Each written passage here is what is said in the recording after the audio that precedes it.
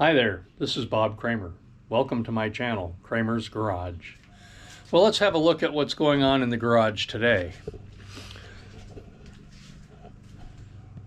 This is the 1975 Honda Goldwing that I featured in my last video. So in the last video you saw the bike before I touched it, just the way it came to me. Yesterday I took some things apart. I should back up. First of all, I got the bike running yesterday. I found that the reason it didn't run is because there was a blown fuse in the ignition circuit. I put a amp meter across that fuse holder and measured 1/2 amp at idle, and went up to 1.5 amps at about 3,000 RPM. So anyway, I went ahead and replaced that with a 5 amp fuse, and the bike was running fine. Well, it was running. Not running great, but it would sit in idle. And so I ran it up to temperature. I ran it up to full operating temperature and verified that the thermistor that operates the temperature gauge is working. The gauge is working, and the cooling fan is working. So that all worked. Now, it wasn't running great. It didn't have great throttle response, and I needed to take some things apart for inspection. So I took one of the timing belt covers off. Now this bike only has 35,000 miles on it, but it looks like somebody did quite a bit of work on it maybe 5 years ago. It has tires on it that are 5 years old. And when you look at these timing belts, these are not the Honda OEM timing belts. They are an aftermarket belt, so that tells me that somebody has changed the belts. So, and they look to be in perfect condition. So, I'm not going to put new timing belts on this one, because it looks like that's been done. All right, now it sat for a couple of years with ethanol in it, so I pulled the carburetors out, and they're now on the bench. Okay, so you can see the bottom of the float bowls is green. Let's see, where's a jet? The jets are green with corrosion and dried up crap. So I'm going to give these carbs a good thorough cleaning. I ordered carb kits. The float needles themselves were actually stuck in the float seats. In their seats. I had to dig them out. So that being said, I mean, they weren't operating correctly. I'm sure they were dramatically affecting the fuel flow, either negative or positive. I don't know if they were stuck open or stuck closed, but anyway, they were stuck. And so I pulled them out. And I'm going to I ordered carb kits, which will come with new needles and seats and O-rings and so on and so forth. So I'm going to clean all this up, and when my carb kits come in, I'll put that all back together.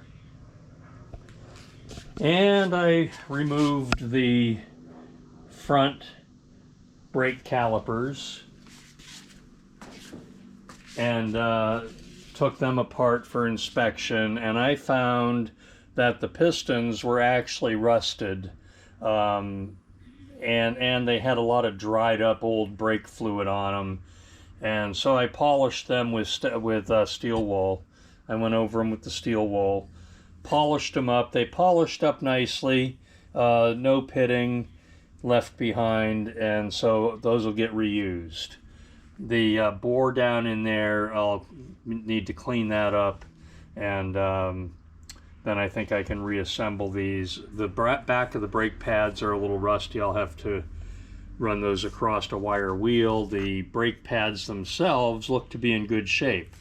I'll just run the surface of those across a piece of sandpaper, to take any glaze off the surface and clean all this up.